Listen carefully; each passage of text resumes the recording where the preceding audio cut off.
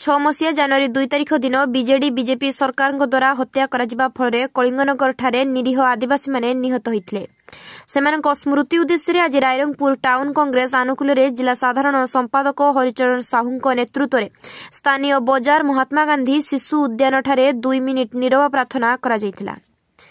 एथिरे पूर्वतन विधायक लक्ष्मण माझी, रायरंगपुर टाउन सभापति अशोक अग्रवाल, उपसभापति रूपक महांती, जिला एससी सेल सभापति भागीरथी पात्र, एलडीएम रायरंगपुर निर्वाचन मंडलीर एमडी एंतेखाब आलाम, जामदा ब्लॉक सभापति मनोज नायक, अनंत मांडी, जोगेंद्र मांद्रा, ललित कुमार मोहंत, जनेश्वर अख्तार, जुब उपसभापति रमजान बेग, रायरंगपुर ब्लॉक सभापति सिमल माझी, किशोर महंत, महिला मोर्चा सभापति राखी पूर्णिमा, डगर श्रद्धांजलि दास तथा बहु कांग्रेस कर्मी जोग देते।